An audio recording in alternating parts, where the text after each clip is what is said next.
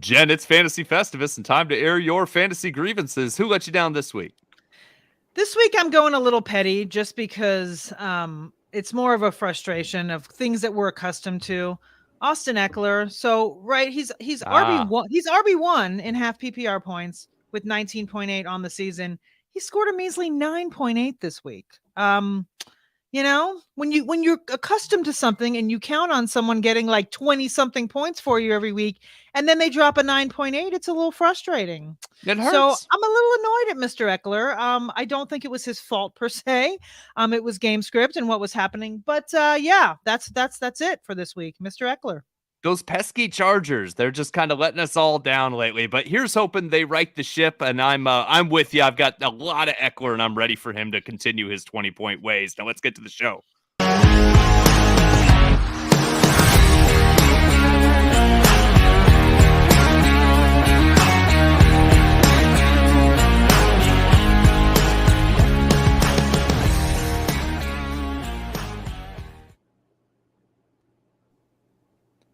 Welcome, everyone, to the Most Accurate Podcast. I am one of your hosts, Brandon Niles. With me are my excellent co-host, Jen Eakins, and returning to the show, Chris Allen. Chris, how's it going, buddy?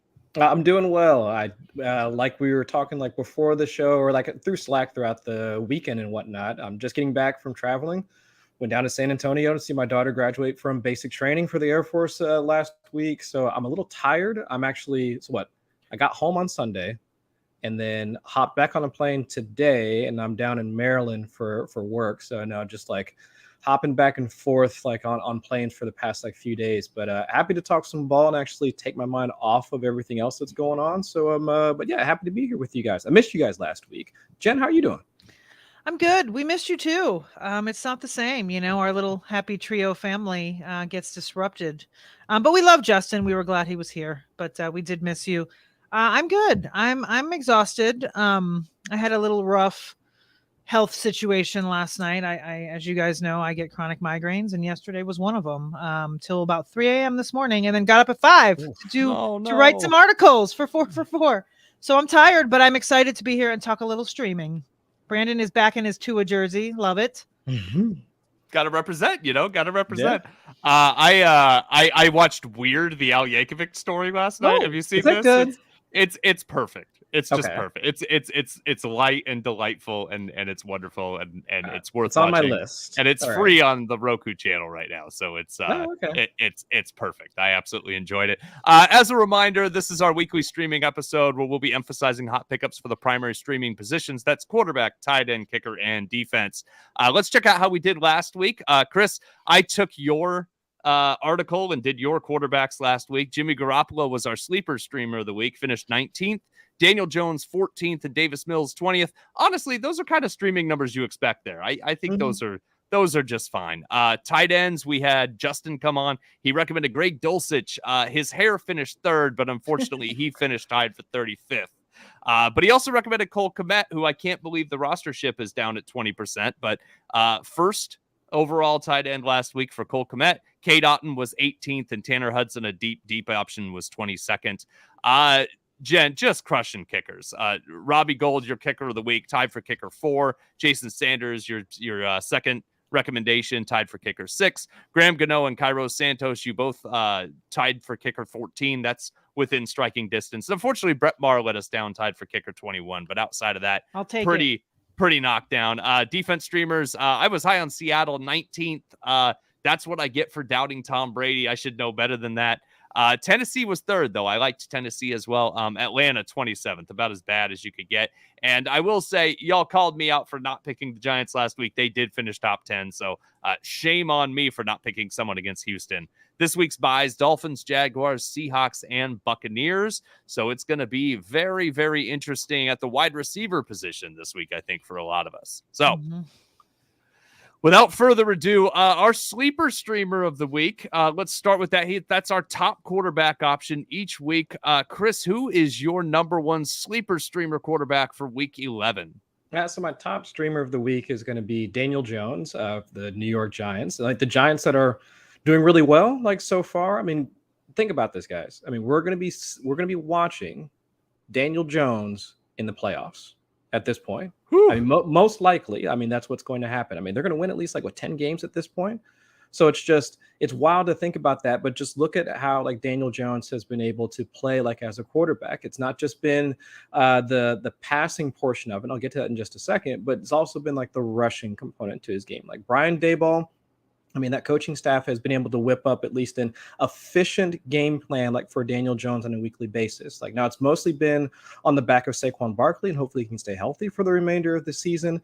But really, Daniel Jones has been able to be an efficient fantasy quarterback when he's been efficient on the ground, which is, I don't want to say it's counterintuitive, but I think a lot of folks would associate, well, if he just runs more, right? It almost the same thing with Justin Fields, where if he has more, either if he scrambles more often, or if he has more design rushing attempts, then we'll see better production out of him. And that's not necessarily the case, or at least not with Daniel Jones, because it doesn't have the same athleticism as Justin Fields does. He can't take a 60-yard, 60-yard rush to the house or anything like that. He needs to be efficient on the ground. He needs to be capable of moving the ball or matriculate the ball down the field so that they can get the ball in scoring position. So actually, over half of Daniel Jones' good fantasy performances so far, let's say 15 points or more, have come when he's at least had efficient days on the ground. Could be small on the yardage portion of it, but just in terms of expected points added or EPA per rush, he's had better days, these better fantasy performances during that. So if we're looking at their upcoming opponents against the Lions, everybody knows you can score on the Lions. They also allowed a number of at least promising, or at least positive rushing performances as well. I mean, they've been top 10 in EPA per play on offense, against, and now they go up against the Lions. So I think with all that being said, I mean, the only quarterbacks to face the Lions and not wind up in the top 12 was Aaron Rodgers when he threw those 3 picks, Dak Prescott when he was coming off injury, and Bailey Zappi. I mean, those are the only 3 quarterbacks so far throughout the entire season. So with a 25, I think they're 25, 25 and a half, 26 point total right now for the Giants. I mean, Daniel Jones should definitely be the guy that you can pick up off your waiver wire and start in week 11. I like it. Only 2 interceptions this year for Danny Dimes. That's pretty awesome to see that efficiency, and calls back to the Brian Daboll offensive scheme that you mentioned earlier, putting them in a position to succeed. Don't forget, listeners, Sleeper is the fastest growing fantasy platform with excellent custom settings for fantasy commissioners. I'm talking Dynasty, Redraft, IDP, you name it. Easily accessible, very mobile friendly. So go download the app and join or start a league today. Chris, who thought Detroit Chicago would be such a fun game last week, man? That was a blast to watch. I don't know. It's I would say, though, if we've been for folks that have been watching the past couple of weeks, I think Chicago now with Justin Fields, more design rushes, we're seeing more, at least not necessarily explosives in the passing game, but we've seen the Cole Kmet outbursts over the past couple of weeks. So we knew that Chicago's offense could at least be one that would be capable of scoring fantasy points for us. But on the flip side, it's we've seen those number of games where because of Detroit's defense not being, I don't want to say poorly coached, but it's a work in progress. It's a work in progress. That's the better term for it. So when you've got those 2 things, right, you've got and also Detroit's offense now pointing in the right direction with Amon-Ra St. Brown getting back to his typical workload. So if we have all of those things kind of mixing together, at least it lent itself to being a fantasy point bonanza, for lack of a better term. So it's I didn't expect it, but I was kind of looking at that game as one that was going to be it would probably yield a number at a ton of points for us, and that's what we got. Fun to watch. Jen, I wanted to ask you, I'm back to Danny Dimes here. I'm all over the place. I'm off script. I'm going crazy. Jen, Darius Slayton is showing up with some targets and some numbers and all that. I've been avoiding all the Giants receivers like the plague this year. Is Darius Slayton worth picking up? Are you eyeing him at all? It's funny that you say that, because I just put in a waiver claim for him right before we started.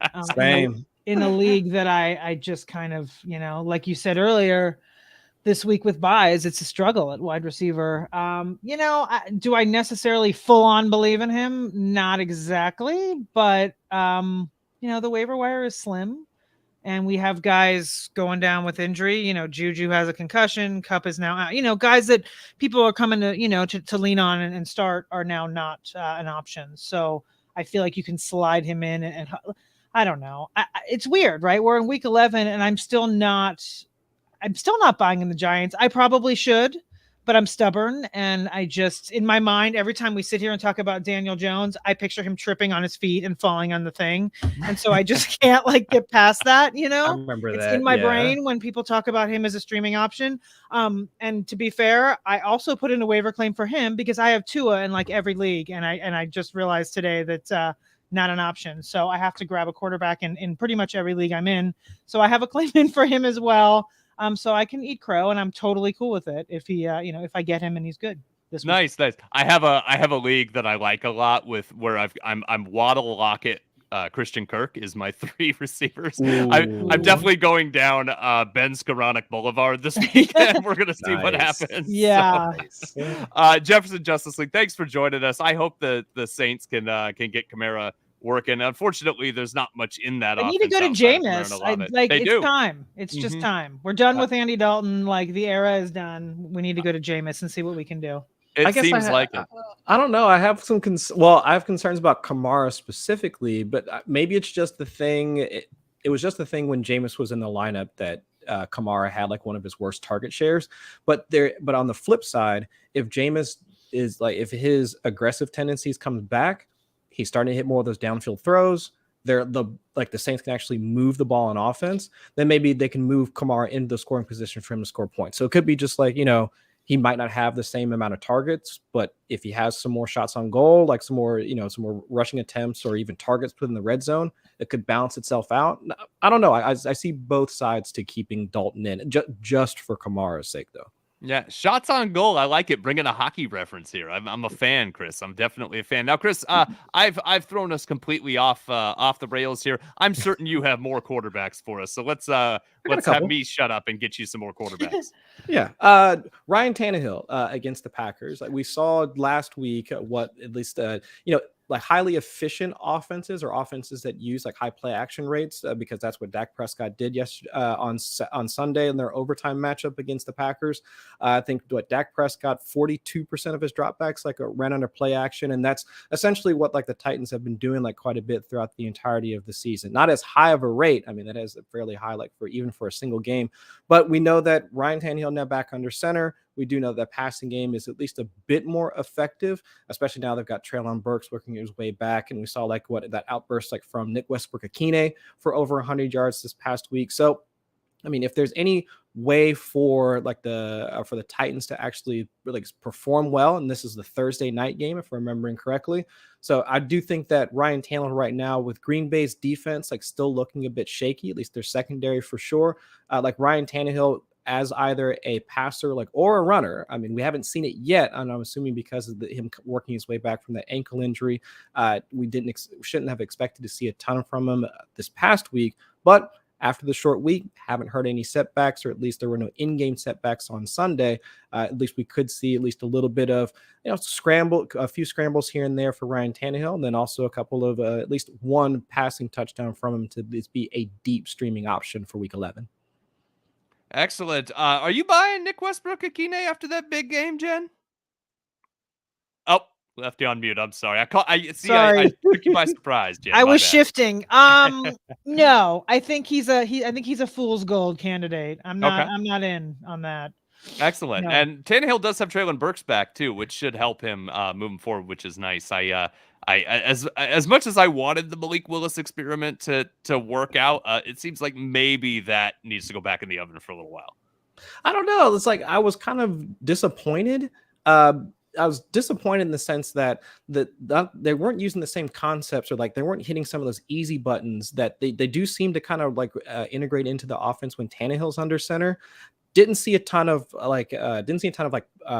zone reads or anything like that for him to actually use his legs, which was his biggest asset to the team. Or at least I thought it would be, especially on short notice. But then also didn't see a lot of RPOs. Didn't see a ton of play action as well. So it's just kind of an odd approach. But I kind of understand, given the circumstance that they had to throw him in there.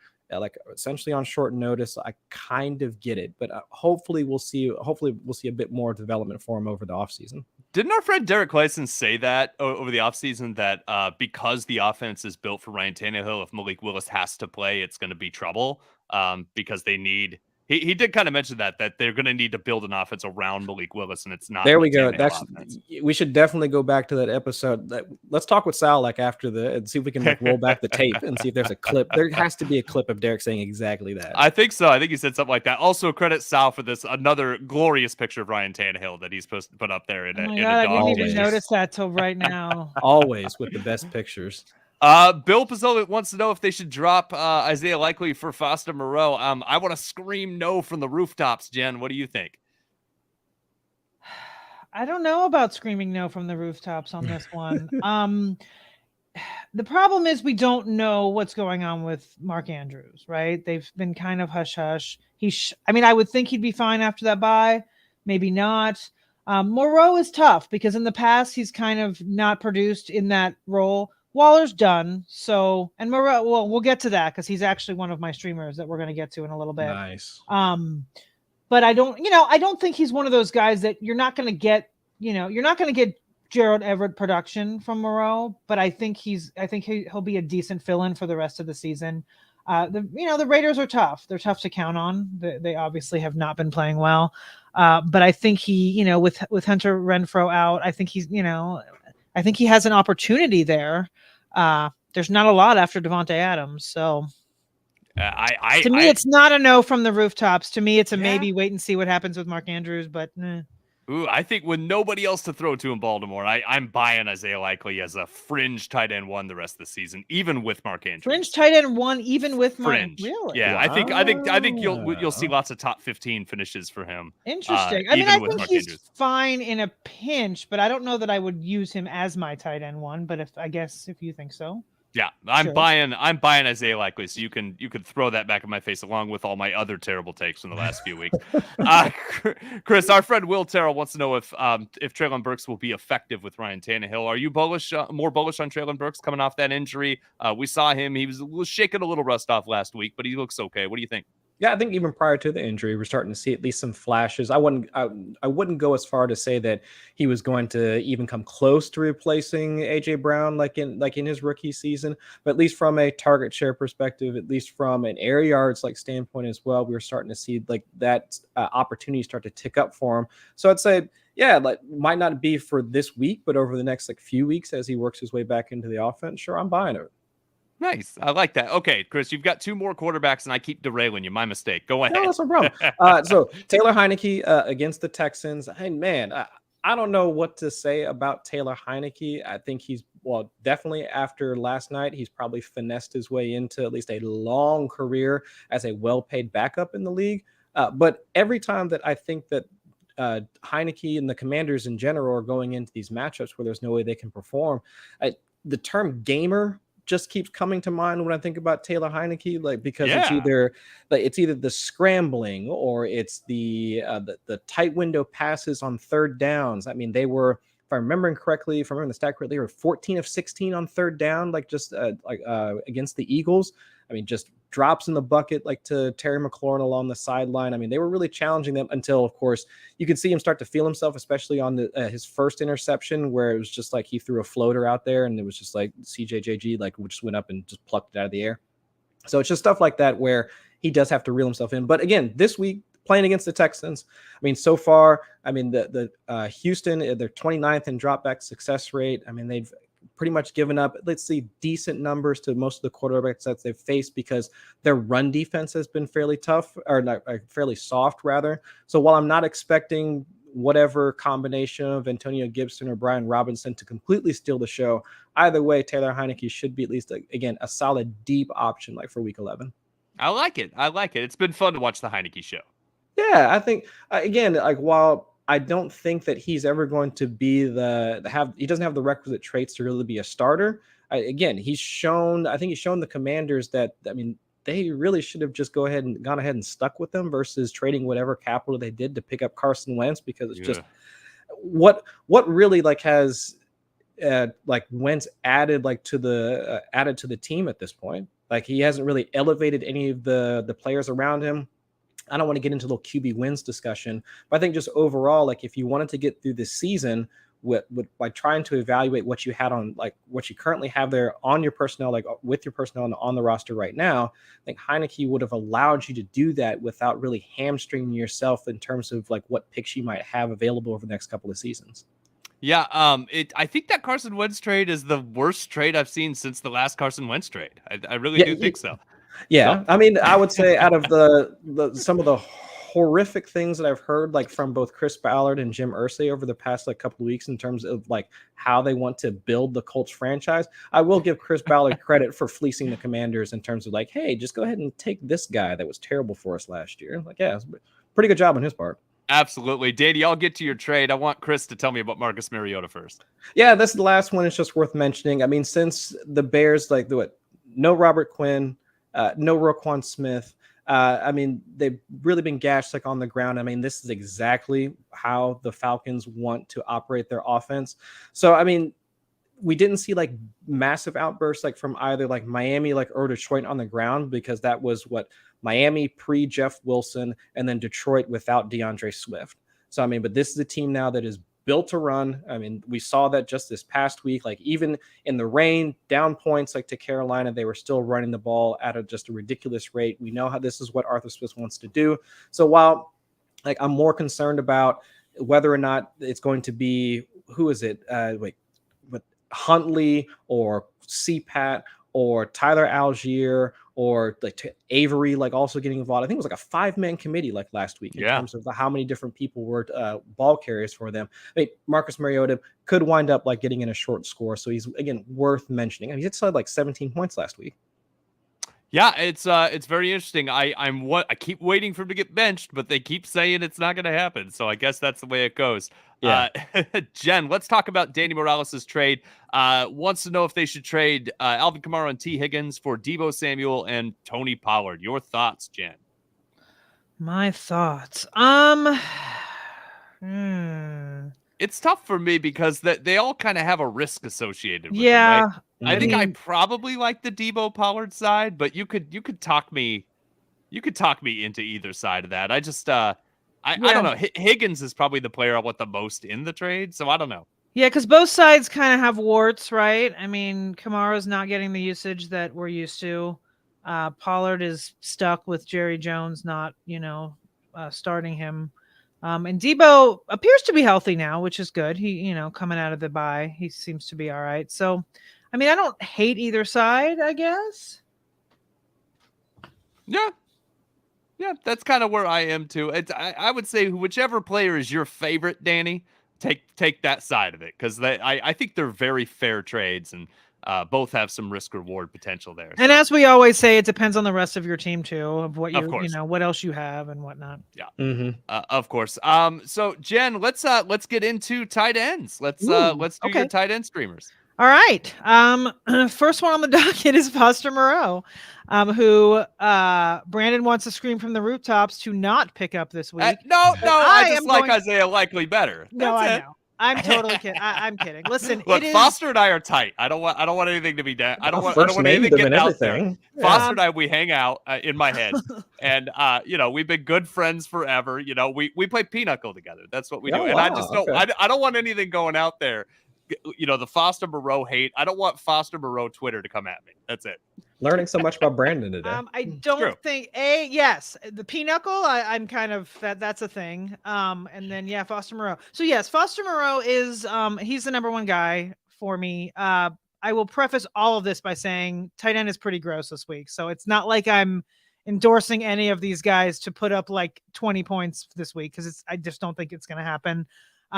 It's pretty ugly, but these are the guys I came up with. So Foster Moreau is in Denver. He is 17% rostered right now. He did score last week with both Waller and Renfro sidelined. Denver has a great defense, but their one weakness is tight end. They are 19th in schedule adjusted fantasy points allowed. They're allowing 10.1 half PPR points to the position. So he's out there. There should be opportunity for him.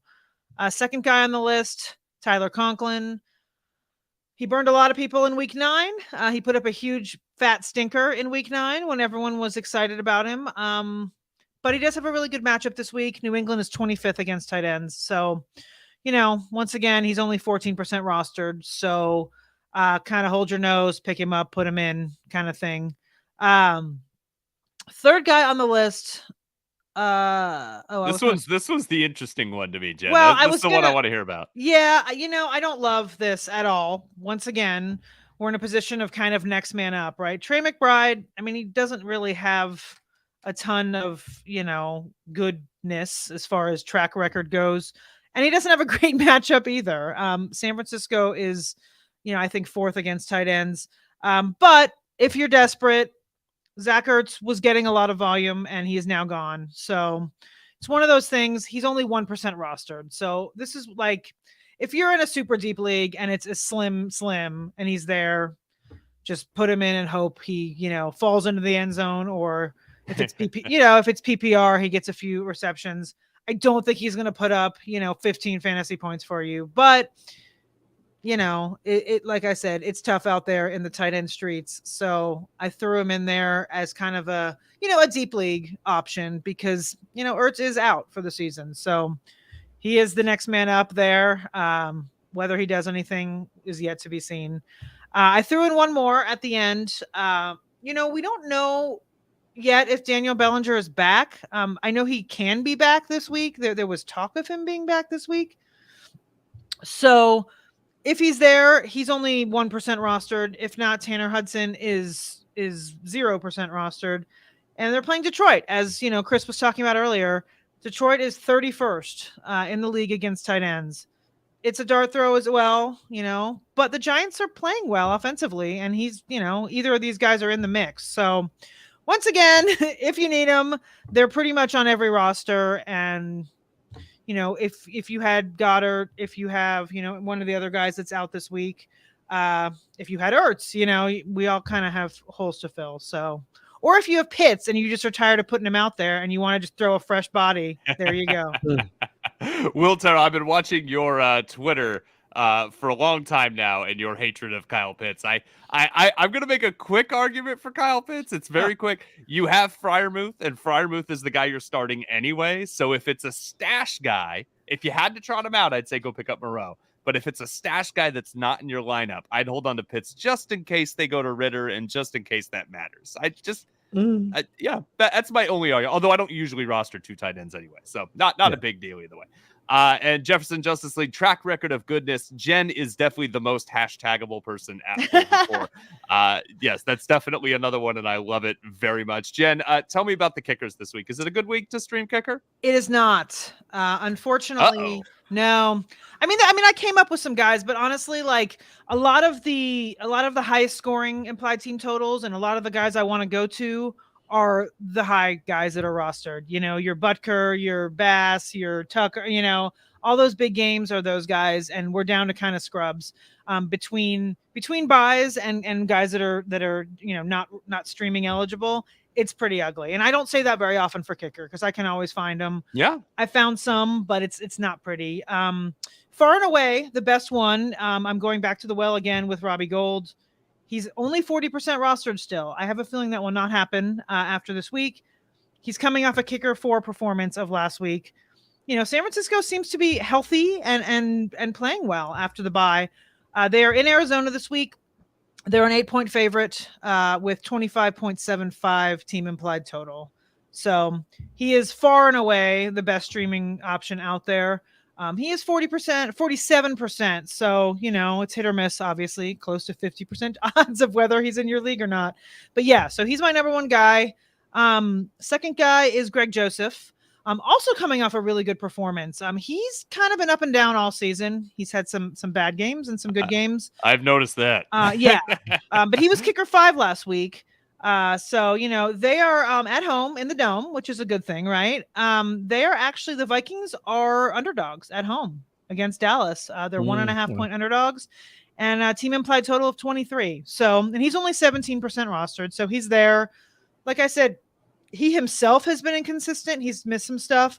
And as a team, they've been efficient in the red zone and not. So yeah, basically some games there's opportunities for him and some games there's not. But in a tough week, he's an option. And third guy this week is Brandon McManus. I mean, you've got kind of an AFC West battle of two really bad underperforming teams this year. Yeah. McManus always plays well at home at altitude. I mean, that's usually a given, perennially. So, the Broncos are actually favored in this by 2.5 points, with a decent, 22-point team implied total, nothing fantastic, but once again, if you're in a situation where you need a streamer, I think he's your third best option there. And he's only 17% rostered as well. So there you go. There's 3 of them for you. Excellent. Let's hit a couple of those tight end questions. We'll start with you, Jen. Anthony Karalakis asked if Trey McKitty versus Kansas City in a deep league might be worth a gamble. I kind of liked Trey McKitty coming out of college. I like his athletic profile. I think he has the talent. You know where he went to school, right? I do. Okay. I do know where he went to school. I heard that school, they're doing pretty good, right, Jen? Yeah. Number 1 in the country. That's right. Our resident dog here. Yeah. Do you like Trey McKitty against Kansas City if you're in a deep league, Jen? Sure. I mean, at this point, like I said, tight end is super gross. So they're all dart throws. He's no worse than anyone I just mentioned. It's all kind of the same. But yeah, I mean, with Everett's had a good year. I mean, they're utilizing the tight end position, so why not? Excellent. Yeah, I'm interested in McKitty is a guy. He and another guy named Kenny Yeboah, who's been off and on the Jets practice squad for the last couple of years. Mm-hmm. Those guys, super athletic, very raw coming into the league. It's fun to see them get opportunities, and we'll see if McKitty can capitalize. I'm going to talk defense. It's an okay week to stream defense, special teams. I'm not going to say it's a great week, but it's not a bad week. The number 1 option I have for you is the Jets. They're at the New England Patriots, 21% rostered right now. The Jets are tied for 3rd in the league with 11 interceptions. They have a +1 turnover differential. You want to look at the other side of the coin. New England is tied for 2nd in the league in interceptions thrown. I think that Mac Jones might come out, might struggle. That's a pretty strong front 7 for the Jets. And then they have a ball-hawking, opportunistic secondary led by everybody's favorite rookie corner, Sauce Gardner. Also, the Jets, they're fairly healthy. This could be a low-scoring affair. I think that these two offenses may struggle. These two are both really good defenses. I would like the Patriots defense in this as well, but they're way rostered. I think they're the top defense of the league this year in fantasy. So I like both sides of that coin. Big step down to Washington, but I still like Washington at Houston. Shame on me for not going with the Giants against Houston last week. Washington just held Philly to 21 points. They're playing athletic. Their linebackers have kind of had a jumble, but Jamin Davis is kind of showing the things that we expected from him after being a first-round pick a year ago. He's come out, and they're letting him freelance a little bit. They're letting him call plays. He's making those splash plays. Davis Mills has thrown 9 picks this year. Washington allowing just 17 points per game during this 4-1 stretch that they're on right now. And you look at them the last 4 weeks, they've been the defense 7 in each of the past 4 weeks. So it's excellent. It's a nice emerging defense that's showing the talent that we've seen on that defense for the past 2 years and starting to actually play well under Ron Rivera. So I like Washington against Houston as well.